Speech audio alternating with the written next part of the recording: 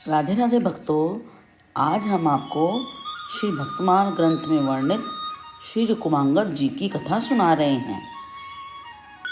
यदि आपने अभी तक हमारे चैनल को सब्सक्राइब नहीं किया है तो जल्दी से सब्सक्राइब कर लीजिए ताकि आपको पिछली सभी वीडियोस उपलब्ध हो सकें। अब हम शुरू करते हैं।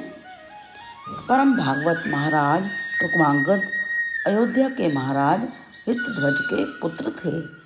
ये इक्ष्वाकु वंश में बड़े ही प्रतापी और धर्मात्मा राजा हुए हैं। इनकी संध्यावली नाम की पत्नी थी। इसके गर्भ से राजकुमार धर्मांगद का जन्म हुआ। कुमार धर्मांगद पिता के समान ही धर्मात्मा और पितृभक्त थे। महाराज रुक्मांगद को एकादशी व्रत का इष्ट था। उन्होंने अपने समस्त राज्य में घोषणा करा दी थी कि जो एकादशी व्रत नहीं करेगा उसे राज्य की ओर से दंड दिया जाएगा। अतः उनके राज्य में छोटे छोटे बच्चों, अति वृद्धों और गर्भिणी स्त्रियों को छोड़कर सभी एकादशी व्रत का पालन करते थे।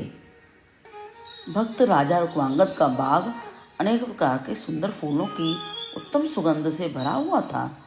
इससे प्रभावित होकर स्वर्ग की अप्सराएं भी यहाँ पर आती थीं। दैवयोग से एक दिन एक अप्सरा के पैर में बैंगन का कांटा चुभ गया। इससे उसका पुण्य क्षीण हो गया। वह उड़कर स्वर्ग को न जा सकी, बाग में ही रह गई। प्रातःकाल बाग के मालियों से यह समाचार सुनकर रुक्मांगद जी बाग में आए। अप्सरा को चिंतित देखकर राजा ने पूछा, तुम्हें सुखी करने का क्या उपाय किया जाए? तब उस अप्सरा ने कहा कि कल जिसने भी एकादशी का व्रत किया हो वह हाथ में जल लेकर अपने व्रत के फल का संकल्प करके मुझे दे दे, तब मैं अपने लोक को जा सकती हूँ। राजा ने कहा, व्रत करना तो दूर बात है, मेरे नगर में तो कोई इसका नाम भी नहीं जानता है। तब अप्सरा ने कहा कि बिना जाने ही कोई भूखा रह गया हो उसे ही लाकर संकल्प करा दो, उसी के फल से मैं चली जाऊँगी और कृतज्ञ होकर सदा आपके गुण गाऊँगी। राजा ने अपने नगर में ढिंढोरा पिटवाया कि कल जिसने भी अन्न जल ग्रहण ना किया हो वह दरबार में आए, उसे इनाम मिलेगा। ऐसा सुनकर एक बनिए की दासी आई, जिस बेचारी को बिना अपराध के ही बनिए ने मारा था। इससे वह ग्लानिवश दिन रात भूखी प्यासी और जागती ही रह गई थी। राजा ने उसी से व्रत का संकल्प करा दिया। अप्सरा उड़कर अपने लोक को चली गई। एकादशी व्रत की ऐसी अपार महिमा को देखकर राजा ने विचार किया और यह घोषणा की कि मेरे राज्य में सभी को व्रत करना अनिवार्य है। यदि कोई अन्न खाएगा तो उसे बांधकर मारा जाएगा। इसके प्रभाव से राजा रुक्मांगद के राज्य में भाव भक्ति का बहुत विस्तार हुआ और एकादशी की महिमा भी प्रतिष्ठित हुई। एकादशी व्रत के प्रताप से राजा रुक्मांगद के राज्य में कोई भी यमपुरी को नहीं जाता था। जब राज को बड़ी चिंता हुई, वे प्रजापति भगवान ब्रह्मा के पास गए और यमपुरी के उजाड़ होने का संवाद सुनाया। ब्रह्मा जी ने कुछ सोचकर उत्तर दिया, अच्छा, हम इसका प्रबंध करते हैं। ब्रह्मा जी ने अपनी इच्छा से एक मोहिनी नाम की माया की स्त्री बनाई। उसने प्रतिज्ञा की कि मैं महाराज से एकादशी का व्रत छुड़वा दूंगी। ऐसी प्रतिज्ञा करके वह हिमालय के रमणीक प्रदेश में चली गई। इधर महाराज राज्य करते करते थक गए थे। वे अपने पुत्र धर्मांगद को राज्य देकर अपनी रानी को साथ लेकर हिमालय की ओर तप करने चले गए। महाराज जहाँ तपस्या करते थे वहाँ मोहिनी गई और उसने अपने हाव भाव से कटाक्षों के द्वारा महाराज को अपने वश में कर लिया तथा अपने को ब्रह्मा जी की पुत्री बताकर अपनी कुलीनता का भी परिचय दिया।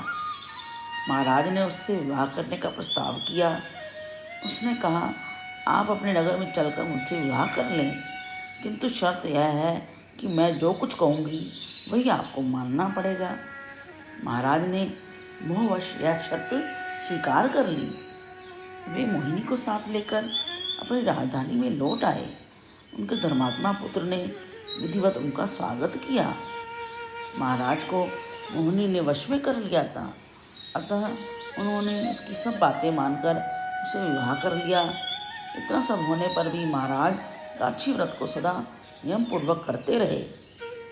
एक दिन एकादशी आई। महाराज व्रत रहे और विधिवत रात्रि जागरण करने का भी क्रम किया। मोहिनी ने कहा, महाराज मेरी एक बात आपको माननी होगी। महाराज ने कहा, बताओ कौन सी बात है। मोहिनी ने कहा, मेरी प्रार्थना यह है कि आप एकादशी का व्रत ना करें, इसी में मेरी प्रसन्नता है। महाराज यह सुनते ही अवाक रह गए। उन्होंने बड़े कष्ट से कहा, मोहिनी मैं तुम्हारी सभी बातें मान सकता हूँ, सब कुछ कर सकता हूँ, किंतु एकादशी व्रत छोड़ने के लिए मुझसे मत कहो। एकादशी व्रत को छोड़ना मेरे लिए नितांत असंभव है। तुम इसके बदले और जो कुछ भी चाहो मांग लो। तब मोहिनी ने कहा, अच्छा अपने इकलौते पुत्र का सिर दे दीजिए। महाराज बड़े दुखी हुए।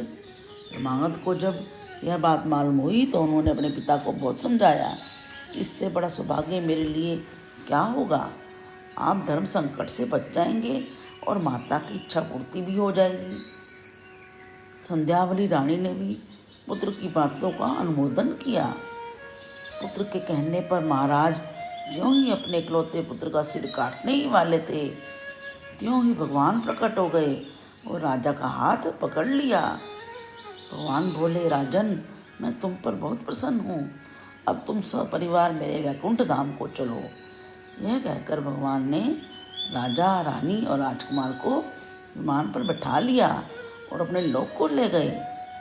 जिन्होंने सत्य की रक्षा के लिए प्राण से भी प्यारे अपने इकलौते पुत्र का सिर देना तक मंजूर कर लिया, किंतु एकादशी का व्रत नहीं छोड़ा, इनसे बढ़कर परम भागवत और कौन हो सकता है। राजा रुक्मांगद की पुत्री को भी अपने पिता की भांति एकादशी व्रत में अगाध निष्ठा थी। एक बार जब वह अपने पिता के ही घर पे थी, तब एक दिन उसका पति आया। व्रत का दिन था, इसलिए किसी ने भोजन आदि की बात भी नहीं पूछी। उसे भूख ने बहुत सताया। व्याकुल होकर उसने अपने स्त्री से भोजन मांगा।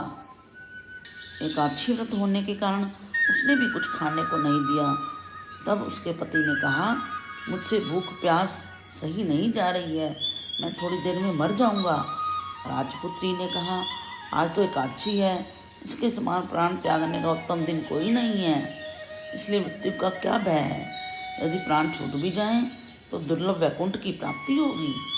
उधर भोजन न मिलने से उसके पति ने प्राण त्याग दिए और शीघ्र ही वैकुंठ धाम को पहुंचकर वे भगवान को प्राप्त हो गए। यह देखकर उसकी स्त्री का हृदय भक्ति से भर गया। उसने भी शरीर त्याग कर पति का अनुगमन किया। एकादशी व्रत में इतनी निष्ठा के कारण श्री रुक्मांगद जी की पुत्री और जमाई दोनों ही वैकुंठ धाम को पहुँचे।